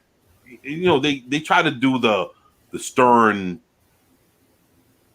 thing that Batman. You know, the Batman from the animated series. You know, they try to portray his sound. Kevin Conroy. you know. But it's like, but yeah, you do have Troy Baker, and you have you know, other folks that try to keep it as stern as you know, as he sounds. But yeah, they you know, especially when it comes to animated movies, Kevin Conroy and even Mark Hamill, they never agreed to do every Joker. Right. Well, you know, yeah, and because they never tell you why. You know, whether it's the money wasn't enough, or you know, maybe they were too busy with other shit to where they couldn't commit to the project. You know, there's always yeah. I mean, they may have been doing something else at the time. Who knows? right, exactly, right. Yeah, the game that Baker is in instead of Mark Hamill is Arkham Origins. Oh, the Origins. I own that. I own that. I own Arkham Origins. Yeah. So that's actually Baker in that in the voice. Right. And then and then all right, let me ask you this then. Who did the Batman one that was the side scroller? I own that one too. Jesus. I don't even remember that. No, there is one. No. There is, between all the Batman, like the Arkham, they have one that ended up being a side scroller, and I have it. It only came out for the Xbox 360. So there is one that I probably know about that you guys don't, and I own it. And the only way I was only able to get it was through the game marketplace. So there is a Arkham. There is a game that's a side scroller that's connected to all that. That's connected to the Arkham series. All that, yeah. Okay, because there was a supplement game. Where is it? Origins Blackgate. Yeah, I think that's what it is, the Blackgate one, and I own that one. So yeah, there's an extra one that came out. Nobody never fucked with it, man. But it was a side scroller, and I guess that probably was what threw people off. Yeah, because it's modern day. Nobody wants a side scroller. They want first person, third person. I mean, but I'm a Batman fan, so what do you but it's one of those things, like, I don't think it's available. Like, you can't, if you didn't buy it then, I'm not sure if it's something that you can find now. Like, but I own it. Right. Yeah, I know that was a weird one because it was like it was like a supplemental story. Right. So it fed into the Arkham series. Yeah, it was a story in between stories. Right. Mm-hmm. Like, yo, while all this was happening, this happened too, but it happened over here. Guess what happened? And then with a lot of those stories, look, there's a lot of movies. It's funny because movies, and I would have to say movies actually do a lot of that kind of stuff where. Like, let's say you'd watch a movie, the movie was famous, but then they'd put a video game out on the movie.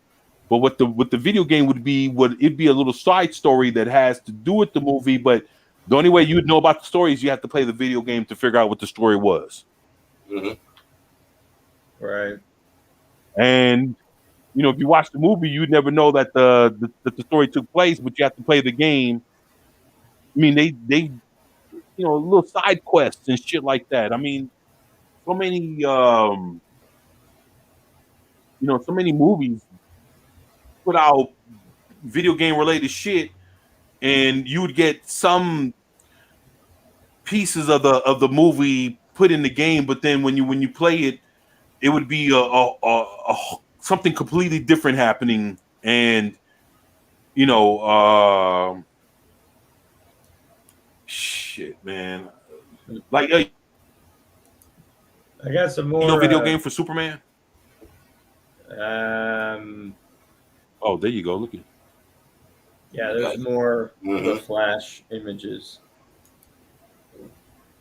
That's Zod. Which one? This dude right here. No, I'm saying, but it looks like Michael Shannon. Yeah, that's what I'm saying. It's Zod. The guy who played Zod or whatever. Well, I did a video where the other one's showing up too. Yeah, I seen a front picture of him. You mean I'm talking about from 1978? Mhm. Oh Terrence no, Stamp. Terrence Stamp. Yeah, Terry Stamp is coming back as Zod, man. they haven't shown him yet. Yeah, because I did a video where he was like, "Yeah, man, they CGI'd me and I'm coming back as Zod." Hmm. He's like 81 years old, man. That's ridiculous. Yeah, they're gonna like de-age him and shit. I hate that. Hmm. It always looks off when they do that. But Unless yeah, that's what I'm the music thinking cut this is out. Michael Shannon. Yeah. Yeah, I don't know. I mean, every time I've seen de-aging, the only movie or entity that I've ever seen de-aging look good, and even then it was a bit of a stretch, was The Irishman. Hmm. Right. Outside of that, when they fucking put Hamill in fucking Mandalorian, it looked off. I seen better fucking deep fakes that were fixing it. The new Indy is supposed to have a bunch of de-aging in it, and it doesn't look good. It's just, I don't know. Like, stop, please, stop. Let these people get old and die. Mhm. Oh man. Oh, they're not going to let that happen. They're going to keep going and going. Well, I know the one announced film that was supposed to happen that never got a release date or anything was where they were supposed to use a deep faked what's his face? Rebel Without a Cause. James Dean. James Dean. James Dean, yeah. Yeah, they were supposed to use a deep fake James Dean and then an AI voice to effectively bring him back to the screen. Mm-hmm. And the family shit a brick and was like, no, you're not doing that. You didn't come to us. You didn't ask. You don't have the right to just pull him out of the grave to do this shit. Mm-hmm. And then it got really quiet and there was like zero news after that. But that was a while ago when they even mentioned it. Yeah, they were supposed to put him in some like Vietnam movie. Yeah. Huh. Well, actually, they're gonna be able to do that shit with Bruce Willis here in a minute. Yeah. Right. Well, he's already retired, yeah. Well, he sold over his, his likeness, his everything, and the only thing what's gonna be left to figure out what's left when they do that is the voice. Right. Mhm. Which there's already you- AI voice Right. programs out there now. Mm-hmm. Yo, I'll be right So- back. Oh, Right. yeah, you guys carry on. Yeah, I'll be right back, man. Carry on. Oh, that's Carry on. carry on. Boy, talk about pressure. Talk about pressure. Oh shit. So Secret Invasion trailer hit. Mm-hmm. That's the Marvel's first Marvel trailer to hit. I know, second one to hit. Because they had a Guardians of the Galaxy one earlier. Yep. That's the only Marvel movie I'm even interested in seeing is that one. Guardians. What? That is. Guardians. Yeah. Nothing else looks. Nothing else lights my fire. I mean, don't mean to be cruel. Right. Really. Honestly. Well, I'm going to eyeball this for a second here. He's eyeballing. Well, I'm watching the trailer. Mm. Yeah, I just took a look at the both the Flash and the Guardians. Looks interesting. Or as one person sat back and said, I saw a Batman trailer with some Flash in it. Well, yeah. Who knows? I saw some old man playing Batman in a foam suit and a deranged individual running around in red tights. Yeah, choking people. Yeah. Right. But yeah, no, the Secret Invasion trailer. So the first two people you see are Nick Fury and Oh, you talking about the Secret of Invasion? Yeah. Man, that bullshit. You know, it's crazy how they're like, you know, it's like Captain Marvel fucked up the whole menacing factor of what the Skrulls could have turned out to be. Right. So basically, you know, that movie has Skrulls in them, and they're not about shit. But then you're showing them in this Secret Invasion. People are supposed to have some kind of fear or some kind of shit with the Skrulls, and the thing is, they killed that element for that when they did Captain Marvel. Well, yeah, So- I don't know. I've only got through 41 seconds of it, and it's only 2 minutes.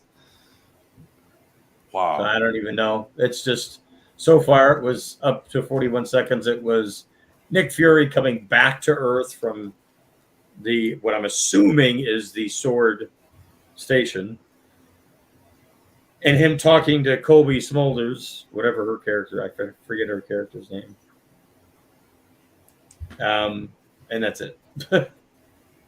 So I don't even know how much they're showing. Like I said, it's only 2 minutes long, and I'm already almost halfway through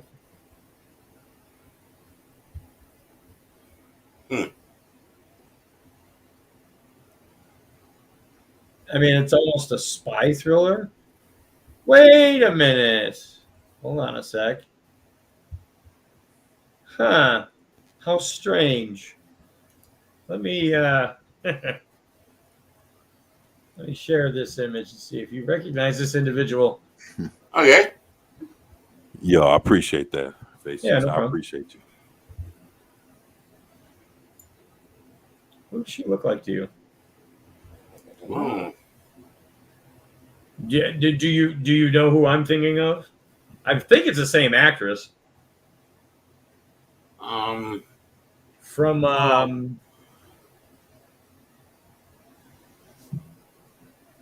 go ahead if you're gonna guess. I'm trying to figure it out. I can't figure it out. Misty Knight Who? from Luke Cage. She played Oh. Misty Knight in Luke Cage, but I don't think she's playing Misty Knight here because she has both her fucking arms. Yeah, I don't want to play it. I don't want to get a strike on your channel for playing. No. But yeah, that's the same actress. Maybe they're Borg arms, cybernetic arms. Yeah, but they gave her that arm at the end of Luke Cage. What's it? Danny Rand's company created an arm for her. Oh wow. Yeah, I mean, this is basically spy thriller. That's what it's coming off as. Right. Mhm.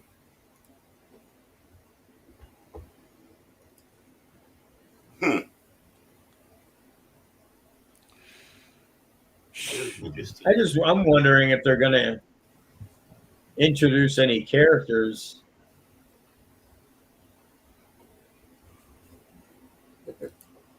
Good question. Yeah. Very good question. Yeah, I don't know. You know what? I think they're gonna introduce some shit, but it's not gonna be what we expect, and it's not gonna be who we want. Mm-hmm. And it's gonna be on some woke shit to where we're gonna be like, well, you know, nobody's gonna warm up to it, and it's not gonna be like, oh, well, you guys did a good job. I agree that, you know, like, it's not going to be something everybody's going to be equally happy to see. Yeah, they don't seem to do right when they try to bring somebody back. They bring back somebody that we don't really care. Well, I mean, all I got out of that trailer, I mean, there's not much in it, and a lot of what is seen in it we've already seen in like stills and stuff like that. Mhm.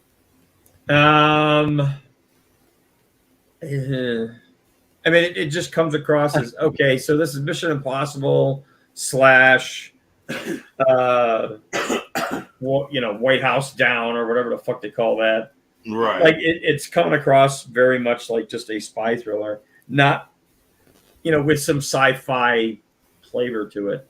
Mm-hmm. I didn't see any new characters. I didn't see anything. Zach says, when Missy Knight beat up all those dudes with one arm, I was out.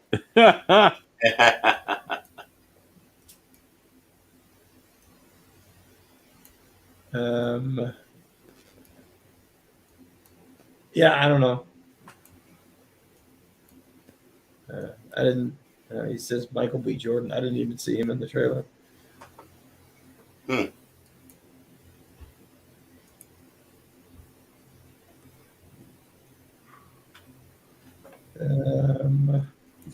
Yeah, I mean,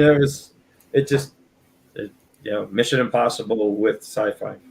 There we go. Mm-hmm. Doodle says, Zach, you just want to keep a young black POC down. Yeah.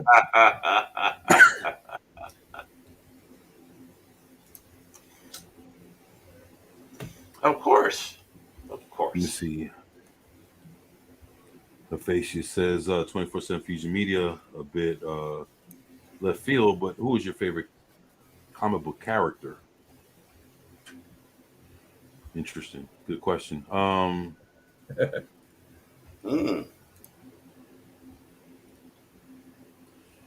mean, I have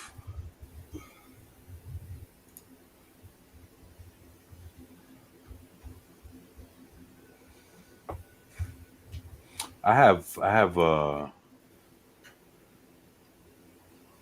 don't know. To have one favorite, that's a tough one, man. I don't think it is. Yeah, it's. But I would say this. I'd say this.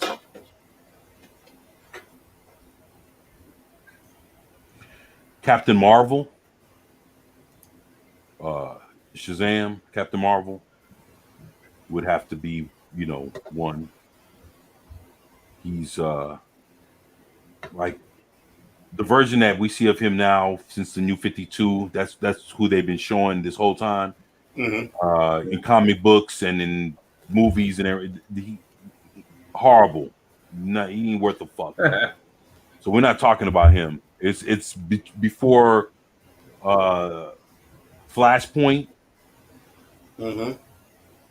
Captain Marvel was good, and at that point they still call him Captain Marvel in DC. So even the thing is, even with Marvel winning that lawsuit back decades ago, DC still had the power and the ability to call him Captain Marvel. What it is DC themselves chose to stop calling him that. Mm-hmm. Yeah, they stopped using the name. So and banked on a misconception from fans, because if you knew the whole point of them calling everything Shazam, it started from the TV show. Right. So the fact that nobody really went out of their way to try to correct the fans and say, no. Shazam is the wizard and Captain Marvel's the hero. When Billy Batson calls on the wizard Shazam, the wizard says, "Hey, say my name and you'll be granted my power." Mm-hmm. Like, somebody just had to speak the fuck up, man. Well, right. like you said, that's DC's fault. Yeah, it's just a simple clarification. Like, hey, you guys are, thank you for thinking. We understand how you can not understand this, but this is what this is supposed to be. and just dog and like, hey, look, even in the comic books they showed this, that, and other. I mean, all they had to do was just fucking, but they didn't, and they let it ride, and oh well, you know, they played into whatever the fans thought it was, and then all of a sudden they decided to fucking less than what 13 years ago, 13 years ago, they decided to finally fucking call him Shazam. So Shazam is the wizard, Shazam is fucking the hero, and the shit is stupid. It is. So I don't know what the fuck you do with that. No, all they can do is they can clear it up and try to fix it, and I think they should, man. And they have all the that's if I don't know, man. They're all full of shit, so they don't even care right now. So I mean, right. Well, and if I'm not mistaken, you know, it's like we're talking. If I'm not mistaken, they can still call him Captain Marvel inside the book, right? But they can't call the book Captain Marvel, right? Exactly, yeah. So they, you know, they have like the first books like with Shazam, and then they have the Power Shazam that came out in the '90s, and I mean, you can do all that, and then when you open the comic book and you see the guy in the red suit, his name is Captain Marvel, right? And he says Shazam to get the powers. And it's like, okay, you just can't fucking just say that. Well, I thought they were doing that for a while. They were not putting it on the cover. Everybody missed the fucking man. They I don't know, man. Fuck. Huh. It's like they didn't try hard enough to just fucking try to all they had to do was keep producing the Captain Marvel books with the Captain Marvel title. They just stopped for a while, and then they lost the rights to the Captain Marvel title. You know, because technically any comic book that comes out, you know, I mean, as long as you're not completely ripping off the character, you know, as it is, you could call a character Captain Marvel in your own comic book. You can't call the comic book Captain Marvel. Right. You can call the character Captain Marvel. Right. You know, anybody can do that. Exactly. And, you know, you could call it the comic, The Power of Shazam, and it's Captain Marvel. Right. Yeah. Right. Yeah, no, that's just them being themselves. You're like, well, fuck it. We're just, you know, now that they're making movies and they got Captain Marvel, this and that, Carol Danvers, whatever. Hey, we're just gonna give up. We're gonna give up on everything. So, but Yavo I mean, asked in the chat there, Yavo, or your boy Jake, excuse me, I'm calling him Yavo. Your boy Jake says, "How do y'all feel about the new Flash movie coming out?" Yeah. That's about it. Because it's still not even, you know, James Gunn yet. It's a leftover that they're trying to patchwork together to get it to point towards anything that they do in the future. Right. But yeah, I mean, it's I don't like the actor portraying Flash. No, I have no use for that individual. Normally, I can separate, you know, the person from the character they play. There's a lot of shitty people in Hollywood that technically I've liked some of the stuff they've done. You know, I mean, everybody loves the Top Gun movie. Tom Cruise personally is a piece of shit. But hey, he made a great movie, so yay. Same thing, you know, fucking Scientology and all that other shit. Right, and you know, but the thing is Ezra Miller has been going out there doing such horrible stuff and seeming to get away with it. And in the studio sitting back saying, "Oh yeah, we're going to work with him." Well, come on. Yeah, I don't know. I just he fucking Ezra Miller was like that step beyond the line too far for me. You know, where now it's every time I see you portraying a character, I'm not going to see that character. I'm going to see you. And yeah, you can kind of give him some leeway sometimes, but not anymore. No, Not for that. He Not for took, what he's done. yeah, he took too many steps over. There's just no doubt about it. Yeah, and the problem with Michael Keaton saving the movie is you get it once. That's it. He's gone after that. You know, they're not going to keep him around. No. Right. Jesus Christ. Just one big, I mean, basically his new suit trick will be like an airbag so he doesn't hurt himself. Oh shit! You talking about like that dude they've been showing pictures of all day today? Oh yeah. He's like, Adam, hey, whatever. you know what? Actually, that shit is the only thing that's similar Sam Smith, to Missy Elliott's fucking suit that she wore in her first video. Oh, you know, come on, Missy Elliott. She had that big. Yeah, I remember when she did that. Yeah, it was just a big garbage bag with exactly. like a belt. Yeah, but his shit, like actually, it's funny because if you look at the leg part of old buddy shits, if he put his legs together, like together, his leg parts is a heart. Same, yeah. It's a heart shape. So you know so he's representing love. No. I just thought he farted in a gimp suit, but that's my opinion. Well, that was interesting as shit, man. See his shit all fucking blown up like that. Missy Elliott, underrated as fuck. Yeah. All right. But that first suit she had on that first video, which that shit was just blown the fuck up, looks like old buddy from today and shit. Yeah. That was interesting, man. I seen that. I was like, yo, why he got the Missy Elliott shit? Because he's trying to keep his face in the spotlight. Yeah. Just like that fucking Grammy performance. Yeah, he's been tripping lately. Yeah, I see that shit. Damn. He's a superstar now. Well, he's a hack. He's I a know. straight up fucking hack. Oh, I know.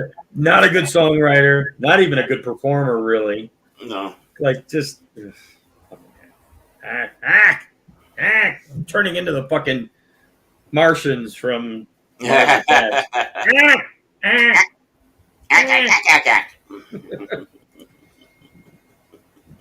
Fuck, man. Is there hope? Is there hope? There's no hope. Is there? Well, for the music industry, no. No. No, not them. No. Oh no, they're gone. They're east of law. Dildo's all confused. Well, what else is new? Sam Smith. Dildo. Yep. Yeah, Better be careful. Sam Smith might nutbag. use them for a dildo. That's no about it. Right. Cynthia should stay away from him. You never know what will happen. I know, right? Well, no, we all know what would happen, and he wouldn't Oh, no. Not exactly. Oh, what's up, Janet? Oh, Janet? Janet from their planet. Hi, Janet. Yeah, she's awesome. What's up, girl? Yeah, She see? is. Even Dildo agrees. That hack. Yeah, did you see that suit he had on today? I think I seen that picture. Yeah, first floating around yesterday. Or Oh man. Yeah, I think it started. Yeah, I saw it yesterday. yeah. I mean, shit. If you want to pull it up, you can. Oh God. No. No. No. Now I just want to laugh. All right. Oh, let me see we, if I can find it. Let's see here. Oh shit. And now it's going to completely like screw up my Twitter feed. I'm searching Sam Smith. Oh, my poor. You're evil, 24. Oh, You're evil. yeah, you're gonna start seeing a lot more of his stuff. Yeah. Yeah. Pull it up once, it's like, oh shit, yeah. It's interesting. Some of these responses and such are funny.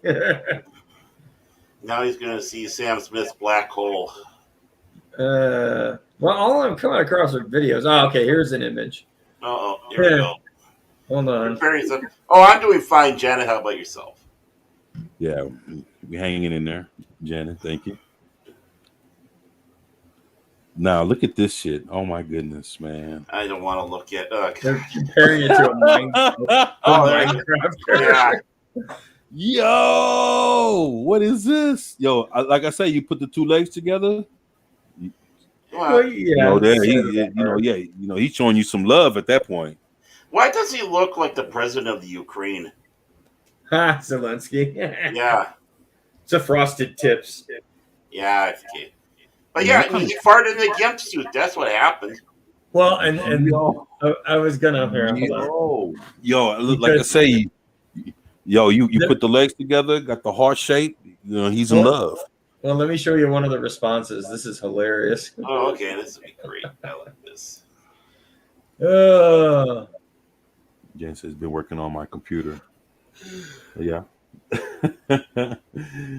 LOL. Yeah, that was wild. Look at that shit, man.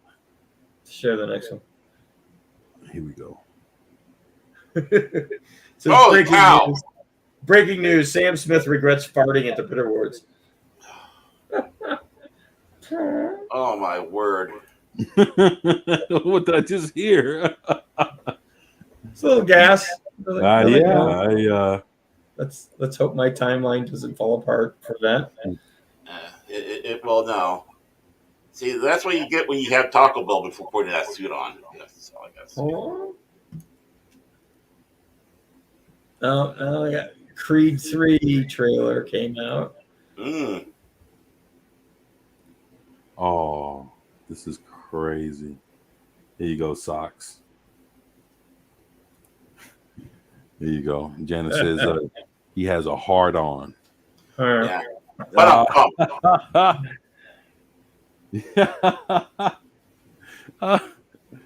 yeah, that's there you go, Janet. Oh, that's hilarious. Oh shit. All I can say to that, and I'm sure Setting It will agree, Dildo. When you lack talent, you have to find another way to put yourself in the front of everybody's view. Yeah. That man lacks talent. Mm-hmm. Yeah, he's got to do gimmicks over talent. Right. Facey said that he watched the Flash trailer and he got excited until Batman smiled so much, and the Cape Wonder turned out to be a whammon. Yeah. Well, we knew that was going to happen. I mean, that they've been. Wait. What? Well, so what happened? He mistyped it. It's supposed to say turned out to be a woman. Who turned out to be a woman? Cape Crusader, Superman. Or, well, not Cape Crusader, but yeah, I was about to say. But we knew that was going to happen. You talking about Superman? Yeah, that's Yeah, I mean they've been talking about that for what 2 years now. Yeah, I dropped all kind of videos on that one. Yeah. That's Sasha Kaya. Yeah, that's and they show her with the beaming red eyes. Mm-hmm. Well, maybe it was just taco gas or something. Oh. Like I say, and Harold and Kumar got the taco shit. Yeah. I think it's PMS myself, but you never know. Well, I mean that could be. Oh man. Hell hath no fury like a woman with gas. Yeah. But they don't have gas. They're the first ones to tell you that. Uh-huh. Until you get married. I was married. Yeah, I know that's a lie. Oh, well, yeah. Exactly. Oh, wow! What Silent but Deadly is that? Is that what's? Yep. the pee-wee. Oh, not even any sound. All of a sudden, it's just like, whoa! What was that? What the hell just happened? I'm dying. My nose hair just got burnt out. Oh, what's going on? I'm sharing some more Zod pictures. Uh-oh. Zod. Hi, I'm Zod. Wow. Hey, can you put it back to the first one? Oh, there you go. Well, I mean, the first one and the third one are pretty much the same. Right. Yeah, that's Michael Shannon. Mm-hmm. No, I'm just what's that? He has like a mask on? Yeah. Well, he had that in the Man of Steel. Right. It was to help him breathe. Yeah, I was surprised that they would actually I don't know. I mean, what it looks like is they went backwards to Man of Steel time frame, Right. but it's obviously not Man of Steel. It's Superwoman or Supergirl or whatever you want to call her. And he's probably confused as fuck. Like, who the hell are you? Yeah. Ugh. Well, unless the thing is he shows up and not knowing what to expect, like basically what he did on Man of Steel. Yeah, but I don't think he would know who she was. Right. So let me ask you this: when he first shows up, he knows exactly. In Man of Steel, he knew exactly who Clark Superman was. He knew who Clark was because he knew there was a pod sent out that was the son of Kal-El. Or not Kal-El, Jor-El. Jor-El. Yeah. So, I mean, he knew what to expect. I don't think he recognized him by his face per se. Right. Mm-hmm. But he knew that his son had been sent to Earth. So that's what he was expecting. Seeing a female there, I mean, it'd be funny if he just kind of looked at her and went, "So you got a sex change?" Mm-hmm. Well, I mean, what's your pronouns? You're right. No. Well, yeah. All right. Well, how about this then? What if? Well, because if you look at the second image, here, let me share it again. If you look at the second image where it's to his back, so basically, you think that he was look at the background, but look at the background. Right. It looks like the desert scene where he sends his sergeant at arms, whatever that other female was, right, down to collect Clark. This looks like all hell broke loose instead. And it looks like she probably killed old girl with the quickness, like went up against her, caused all kind of hell, probably killed her, and then went straight to him. So or he probably sent his two other, like the two. Yeah, well, the one was like and probably sent them, and she probably, after a fierce fight, kicked their ass, and all of a sudden now it's me and you, Zod. What's up? Yeah, I can see that. Know. I mean, just kind of, I'm just speculating just from the picture. Yeah, because I'm looking at the background. Like if you see here, there's Humvees and military tanks and shit. And there's personnel all running around back here. I'm assuming that that's the same location. Right. That the scene played out differently. I don't think we're gonna even see, Kal-El at all. No. There's no reason I don't think he filmed anything for this movie before they canned him. Oh, I don't know. I mean, this movie's been out for so long. I mean, actually worked out for so long. No, they say he did film. Did he? Yeah. Interesting. But see what it is. Again, I had dropped a video a couple days ago. What happened was, it was said that Warner Brothers recently just came in, with James Gunn and Peter Safran, and completely took out all the cameos and changed the ending to fit what was going to actually, like, so basically, instead of what the movie has been all this time, now that they have this new direction, with what was put out within the last week or so, James Gunn's announcements for this new DCU, that basically whatever the Flash is going to be at towards the end of that movie is going to reflect on what James Gunn's DCU is going to be. So basically, what it would have looked like on its own, you know, with having probably Henry Cavill, Gal Gadot, and whoever else towards the end of the movie that would have been in there. They scrapped all that shit so that they can not have any kind of expectations of people to want to expect to see them, but to expect to see what's going to be to come. Right. Not for them to see what's not going to be there anymore. Yeah. Well, yeah. So that's basically where, you know, where that's at. So yeah, it's just going to be. I mean, it'd be interesting to see what it's originally going to be like and what we're going to be getting. Yeah, I don't think you'll ever see that. You'll see what we're getting, and that's it.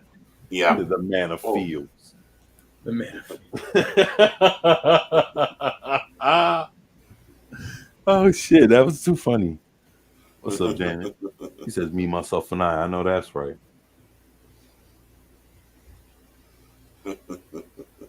Man. Hey man, I tell you, man, that's I don't even know what to expect. And I heard that we're still gonna see some stuff that nobody's ever even talked about. Like, you know, like all the expected stuff. You know, we're supposed to be seeing characters and different you know, from different movies and TV shows from the last, you know, from many decades behind that people have totally, you know, like, you know, Burt Ward, Adam West, you know, we're going to see all kinds of different things. But then I heard that we're going to see some guest appearances and some other stuff that have not ever been mentioned, stuff that you know, all the stuff that was speculated. I heard we're going to see stuff that nothing's ever been cut, you know, that hasn't been covered in anything that's ever been discussed. Right. So the fact of what can that be on top of everything we do know, you know, and I guess that goes for that extra Batman that we're supposed to be seeing somewhere in this thing, whatever that's going to be. And again, you know, you were, and I could see it being, you know, what you said, Turk, of it being just their new version of their new Batman to come. Right, Yeah, and I don't think you're going to see a lot of them. You're just going to see him at the very end of the movie, Right. as Ezra Miller comes back to present day or whatever. And hey, who are you? It's Batman. Like, oh, Damn. shit. Yeah, I'd have been like, damn, did I Fucked just it fuck up. up again? Yep. Could they have the role already casted out for this Nope. new DC? No, I mean, but MCU? that they even if they did, But they're doing reshoots. they wouldn't tell you. Yeah, they're not going to tell you. Hell no, because that would definitely, that would kill everything. Because everybody would try to interview and ask whoever the hell this individual is all the questions. What's going on? Yeah, exactly, man. Like, yo, we know we seen you at the studio a few times. We didn't know what the fuck you were doing, but we know now. Yeah, I mean, and you know, we've seen this before where, you know, the tease of a new character or a replacement individual isn't necessarily shown. You see them from the back, or you know, a profile that doesn't show their face, so Right. they don't have to make that decision right now. You know, I mean, there are ways to get away with that. Like, Right. and of course, James Gunn is the master of not telling you jack shit.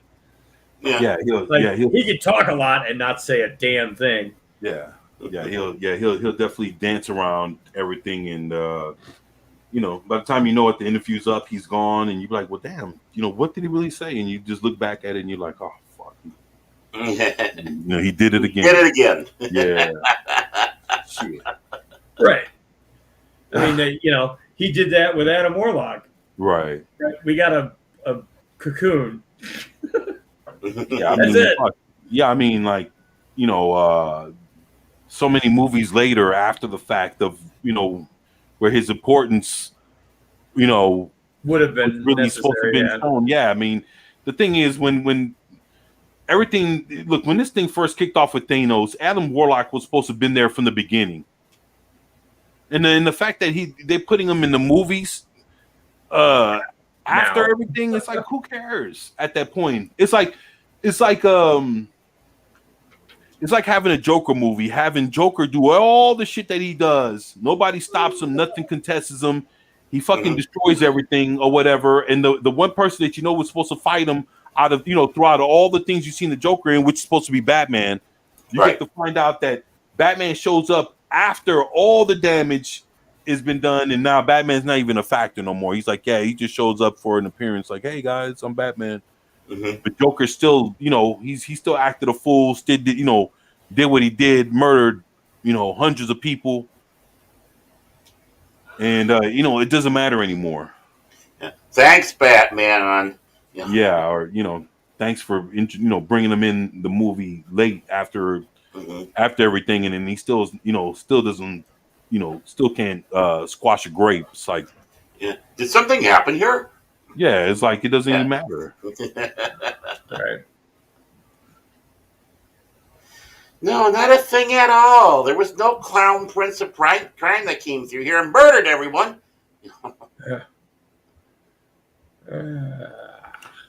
Yeah, well, but yeah, it's been 2 hours. Over 2 hours. 2 hours and 16 yeah, I minutes. know, right? Yeah, I gotta go ahead and get up and get moving around. But I tell you what, before we go, because I know we jumped on all this shit, man. So you know, actually, last thing I got to say on all this is hopefully, you know, hell, it's between 2023. Hopefully, we'll see something a little bit better than what we've seen in the last few years. I hope so. And but if not, then we'll have to see what 2024 and 2025 bring, because you know, because it's still going to be overshadowed with what contracts and different things that were in place that were still woke and full of shit or whatever. So you know, it's going to take a while for a lot of that stuff to, you know, flush itself out. And then on top of that, people are still going to want to make more of it, as, you know, I don't know. I guess we'll see what comes and what goes. Right. But hopefully, you know, we'll get better entertainment in the midst of all of it. Hopefully. So, shit, with that, you guys want to plug anything in? Well, I just want to say one thing before we do that. I just want a little quick one. Unfortunately, we lost one of the great cartoonists out there, or someone who took over from his father. A great strip called Hagar the Horrible, and that was Chris Brown. He died at the age of 70 a few days ago. So I just wanted to bring that part up because, you know, obviously I'm a big Hagar the Horrible fan. So sad to hear that he has passed away. As for anything going on, of course, catch me with Pop Talk with Pacific 414 and Cash Monet. Usually that's on Sundays mornings at noon Central Standard Time, and about 6 o'clock on Wednesdays Central Standard Time. So, and of course, here every Sunday at 5, the Primetime Kings. Yeah. So, what about you, Tar? Other than this, I haven't had much. I didn't do a stream last week because I couldn't come across a topic I wanted to cover. I'm not even sure. Like, well, I got a job interview tomorrow, and if that goes well, we'll see what my schedule is, and then I'll have to try to figure some stuff out. Hey, did you put me down for a reference? Oh, I got all that. I got people locally that are helping me out. Oh, okay. Because I was going to say you might appreciate not it, want me. Yeah, well, yeah, no problem. Put me down for a reference. It's like, you son of a bitch. You're the reason why. No. I mean, if anything's going to go south, it'll be because of my social media. Yeah. Oh, wow. Yeah. They looked that stuff up now, so, you know. I know. Well, I did. I did edit my profile on Twitter, so now it just says edited for content. Right, there you go. There you go. Well, shit. With me, I'll just be dropping videos throughout the week. But besides that, I just want to tell everybody thank you again for all the support and the love you guys have shown, and